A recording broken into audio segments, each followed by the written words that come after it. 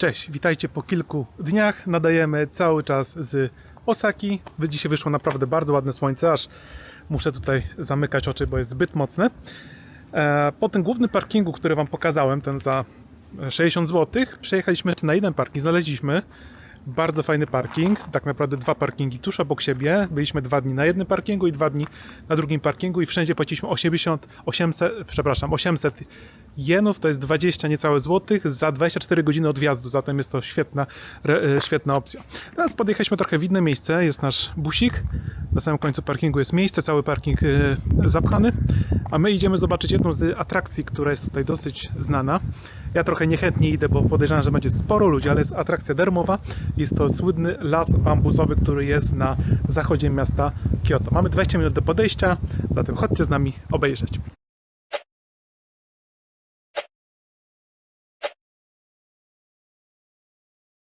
Do przejścia mamy jakieś 20 minut. Tutaj wjazd dosyć ostry, ale nie było katastrofy. Nasze auto standardowo lekko, w cudzysłowie lekko wystaje. No ale daliśmy radę.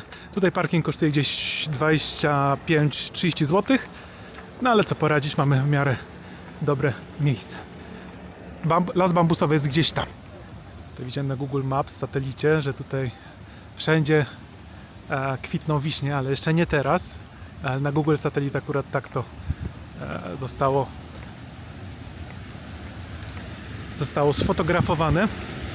To jeszcze nie jest ten most, ale też to jest ładnie. Zaraz będzie drugi most troszkę dalej.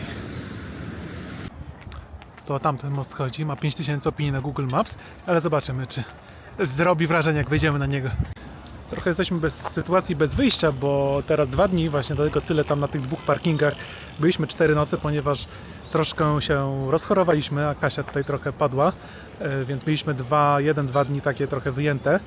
Zatem teraz jest weekend niestety i jest tutaj po prostu ruch. No, staramy się wystrzegać weekendów, ale niestety nie daliśmy rady i teraz no, już nas trochę czas nagli. Znaczy, no moja wina, bo ja 2 dni Kasia, po nie prostu twoja wina, padałam. tylko po prostu tak czasami jest. Nie dało rady. I właśnie życie w vanie pozwala na tutaj bycie elastycznym. Natomiast tutaj jedna rzecz, która nie jest elastyczna w tym momencie, no to, że w piątek, czyli za niecały tydzień, wylatujemy na 2 noce do Hongkongu, żeby zdobyć nową wizę. Zatem no, musimy powoli jechać do Tokio. Do Tokio mamy stąd gdzieś 500 km. To są takie 2 dni jazdy, powiedzmy. A jeśli autostradą, no to powiedzmy 1 dzień. Natomiast musimy trochę przyspieszyć. Lekkie pierwsze oznaki wiosny, ale to jeszcze dopiero początek, więc tutaj nie chcemy jeszcze się zbytnio podniecać, bo będzie dużo ładniej, ale zobaczcie tam, ile ludu. W tamtą stronę idziemy i zobaczcie, tam ludzie sobie kajeczkami pływają. Ładnie tutaj jest, tak przypadkowo, niechcący tu przyjechaliśmy, bo znalazłem parking, ten, który Wam pokazywałem i dlatego tutaj jesteśmy, więc to jest najfajniejsze, znalezienie takich przypadkowych rzeczy. Można i na lektyce, więc możemy sobie spróbować coś takiego z powrotem wziąć. Nie no, żartuję oczywiście. Tempo poruszania się diametralnie spadło, no ale idziemy do przodu. Myślę, że mamy jeszcze z 10 minut do lasu bambusowego. Tam są nawet kosze na śmieci, zatem tutaj musi być turystycznie i jest turystycznie, a mamy luty. Nie chcę sobie wyobrażać sobie, co tu jest w marcu, kwietniu.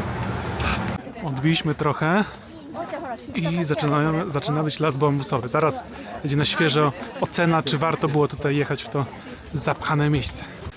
A tutaj sam las bambusowy jest ładny, ale chyba ten najładniejszy fragment jest jeszcze dalej.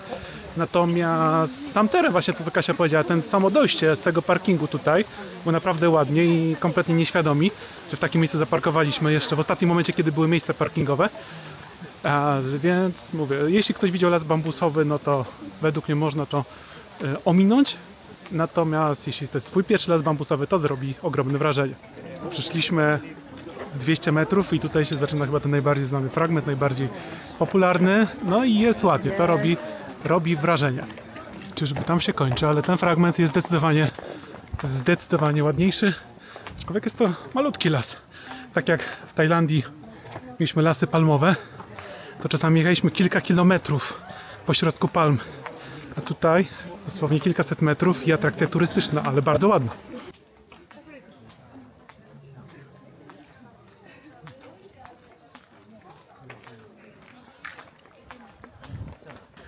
Doszliśmy do końca tego lasu, a zobaczcie, tuż obok można tutaj podjechać pociągiem, który jest idealnie w dole. Ładnie to wygląda, zaraz mam nadzieję, że będzie lepiej go widać. Sam dworzec jest nieczynny, ale do końca lutego, czyli przez 2 miesiące, od 1 marca, czyli niedługo będzie dopiero startował i wygląda na to, że tu nie jeździ zwykły pociąg, tylko jakiś romantyczny. Nie każdy pociąg tutaj się po prostu zatrzymuje. Co, Kasia, powiesz ciekawego?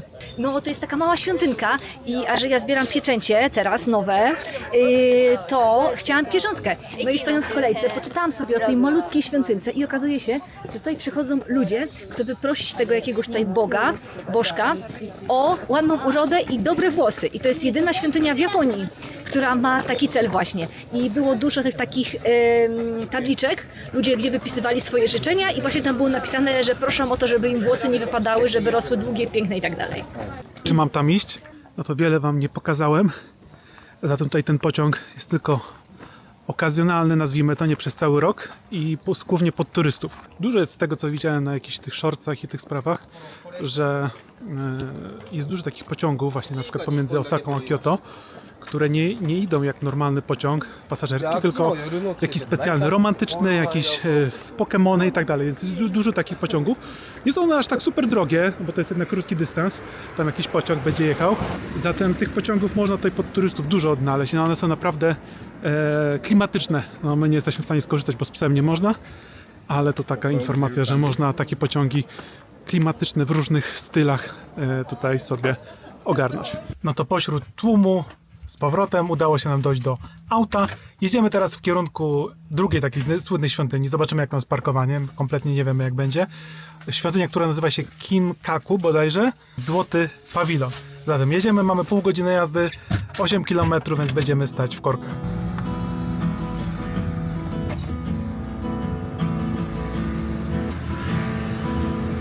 Mamy taki kawałek dosyć ciasny do przejechania, ale damy radę. Za 300 metrów. Janka z autobusem. Wcale nie jest ciasno, słuchajcie. Wcale.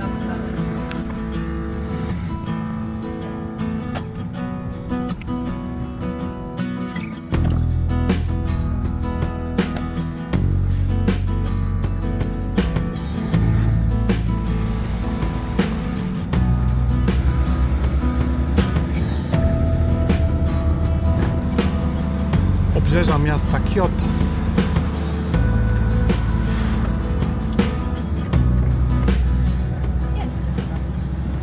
Zobaczcie, na zewnątrz jest teoretycznie 25 stopni, ale to w słońcu, wewnątrz auta 24. Sami zmęczony, zsapany, a ja używam wiatraka dosyć na mocnym trybie i dzisiaj jeszcze był pierwszy raz odpalony wiatrak w tym roku, więc mamy dobrze, ciepło się zaczyna powoli. No to dojechaliśmy pod Złoty Pawilon, auto pięknie zaparkowane, parking duży, płatny, nie wiemy ile kosztuje. Ktoś nam wyciągał bilet, więc miejmy nadzieję, że to jest bilet za samochód, a nie za jakiś autobus. Ale zobaczymy, będziemy tutaj godzina, dwie, zatem myślę, że nie będzie jakiejś cenowej katastrofy. Jeszcze damy znać. Idziemy zobaczyć jedną z większych atrakcji. Może nie Japonii, ale na pewno Kyoto. Handel obwoźny i nieobwoźny. Szukamy wejścia. Entrance tam w lewo. Dołączyliśmy do wycieczki numer 5.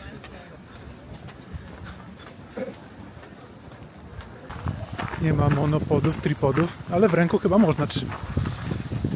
Tam jest dzwon. Można za 200, czyli za piątaka można sobie zadzwonić. Teoretycznie na wejściu dostaliśmy informację, że nie można kamerować, no ale tu wszyscy robią zdjęcia, więc ja też. Muszę powiedzieć, że tyłka to nie urywa.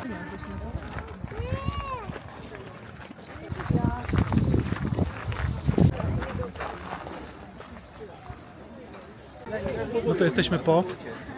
Nie wiem tak naprawdę, czy można było kamerować, czy nie. Wszyscy zdjęcia robili. Nie było informacji o zakazie kamerowania. Była informacja, żeby nie używać tych statywów, więc nie używałem.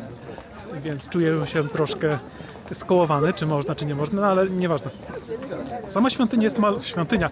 Nie wiemy, czy to jest świątynia, czy pawilon, bo tam nie było żadnych tutaj religijnych, przynajmniej przynajmniej w tym pawilonie nie było żadnych religijnych elementów, ale tak czy siak jest to bardzo małe. Kolor złoty dla mnie osobiście nie pasuje do japońskiego stylu. Przypomina mi się Tajlandia, gdzie były srebrne, złote, różowe, czarne świątynie. Ja byłem pewien, że ta świątynia będzie żółta, czy ten pawilon, a ona jest złota. Oczywiście jest to wyjątkowe jak na Darek tak się przygotowuje do zwiedzania. Proszę bardzo. Nie przeczyta brak nawet przygotowania. dwóch. No, czasami mniej przeczytam, w szczególności jak chodzi o świątynie i tego typu sprawy.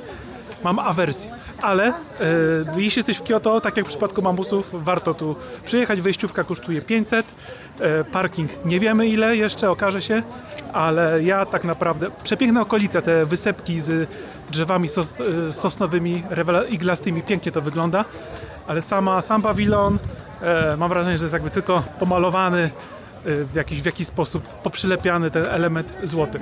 Kasia, ja nie narzekam, tylko mówię realna, subiektywna, obiektywna opinia, nie? Nasz parking, widać tam psa, auto. Zaraz będziemy opłacać. Natomiast tutaj ciekawostka. Kasia ma już drugi zeszyt, nie wiem jak nazwać, może modlitewnik, ciężko nazwać to.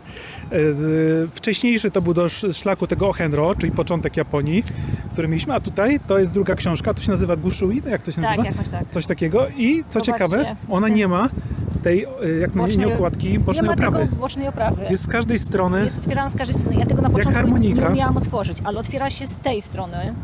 Okej. I czekaj, żeby mi teraz wiatr nie powyrywał, Okay. Trzymam tam to. ale To jest dzisiaj. nie, to jest chyba pierwsza moja. Czyli to jest poza wszystko co masz tutaj, to jest z wyspy Honshu chyba, nie? To są od sprzed 2 dni. Sprzed 2 dni, czyli świeżynka. To jest dzisiejsza. Czyli masz 3. To jest odręcznie malowane. Tak. Ogółem coś takiego na malowanie to jest od 300, tutaj bardzo tanio, Tutaj jak na ten 300. 300, czyli to jest 8 zł, 7 zł, a zazwyczaj 500, czyli tam 11-12 zł i taka fajna, autentyczna Super, pamiątka. ja to uwielbiam. A jeszcze właśnie chciałam pokazać, bo te strony się jakoś też tak dziwnie... Znaczy to teoretycznie można, One są moglibyśmy, takie grube, zobaczcie, tutaj tak jakby jeszcze są w środku ale jakieś to strony. można rozwinąć. To jest jak harmonika, Tak. z tego można byłoby To można zrobić akordeon. jakoś w tą stronę, o, że tak. Takie buty. No, więc fajna jestem taka w stanie pamiątka, tego jak ktoś chce z Japonii porobić, to Świetne, bardzo tylko polecam. oni nie namalują tego do byle czego, tylko musisz mieć taki. Tak, na taki dzisiaj zeszycik. sprawdzali, nawet sprawdzali jak to wygląda I dzisiaj, tak? kupujesz takie zeszyciki, najlepiej właśnie w świątyni, w tym miejscu, gdzie jest ta I pieczątka. jaki koszt jest tego? 1000? Bardzo różny, od 1000 do 3000 nawet widziałam. Od 1000 do 3, czyli tam od 20 do 70 zł. Ja mam ten. No ale pamiątka kupiony w przednia. świątyni w Kyoto.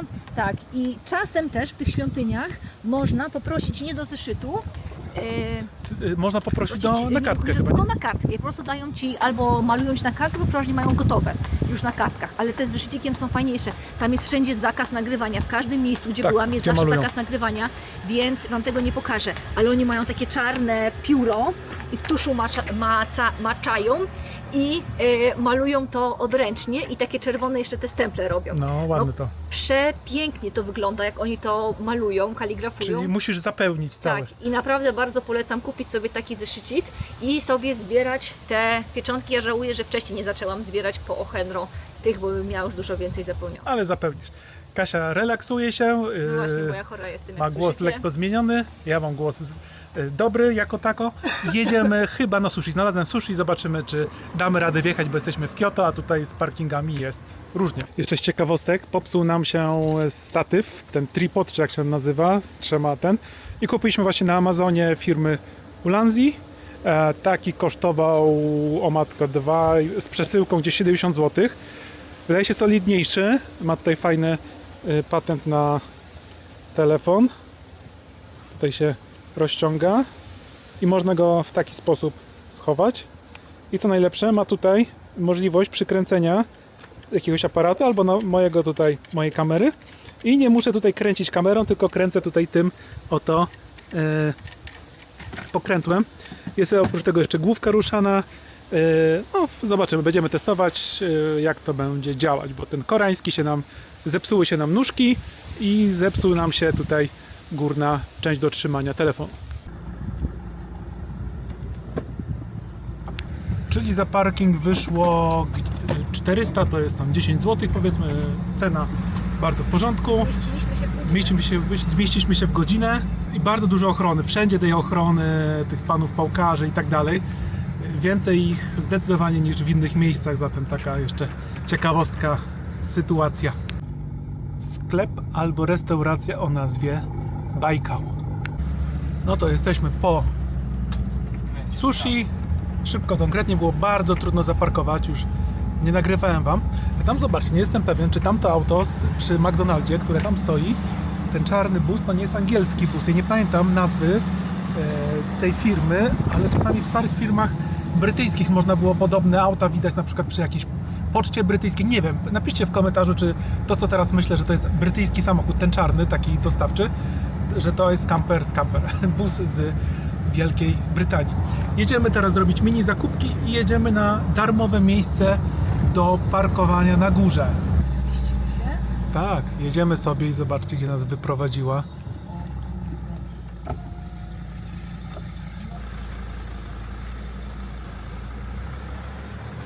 Nigdy nie wierzcie Google Maps w Japonii.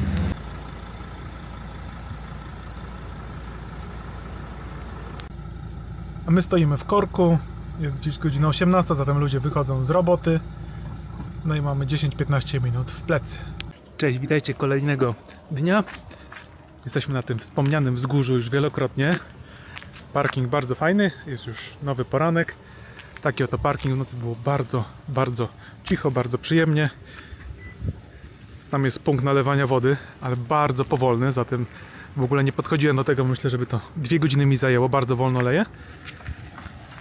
Tam jest punkt widokowy, może jeszcze pójdę, wam pokażę na miasto Kyoto, chociaż nie widać w nich żadnych zabytków, tylko widać ogółem miasto, bo ogrom tego miasta, bo to jest naprawdę przeogromna aglomeracja. Kasia cały czas jeszcze nie jest w 100% formy, więc postanawiamy, że najprawdopodobniej dzisiaj już na pewno nie weźmiemy tego kimono, bo chcieliśmy wynająć kimono w Kyoto, ale nie ma sensu, żeby Kasia to nosiła, w szczególności, że jest przeziębiona, lekko chora i no, nie będzie jej wygodnie to nosić, jak po prostu człowiek jest, ma jakąś tam gorączkę, nazwijmy to.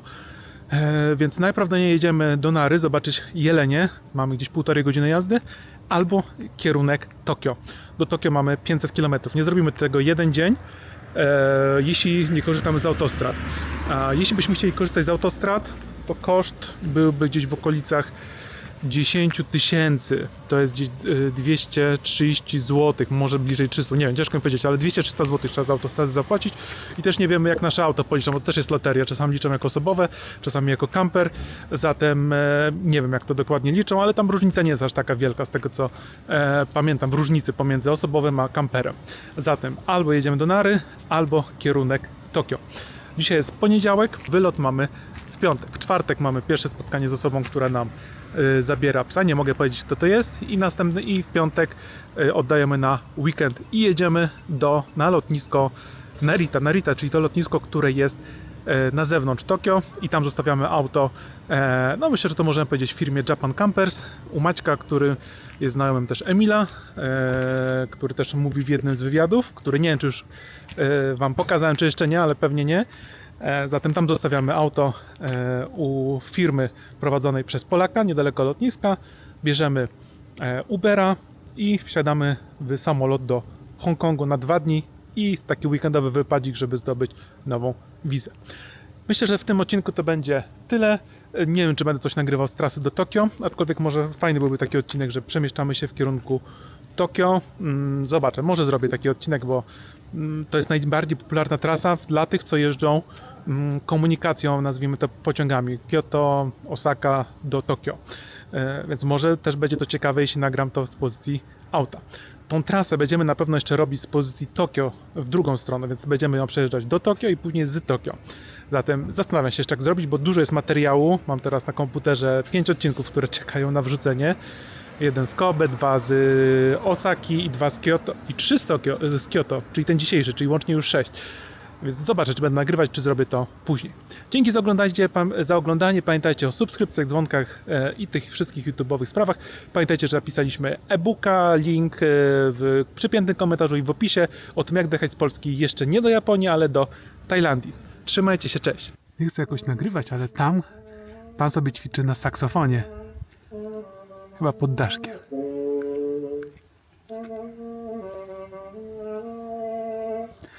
W Korei też widzimy takie sytuacje właśnie, że ćwiczyli sobie na zewnątrz, a nie w domu, bo po prostu chyba są jakieś zakazy albo jakieś tutaj od sąsiadów zgłoszenia, więc sobie ludzie ćwiczą na zewnątrz. Super.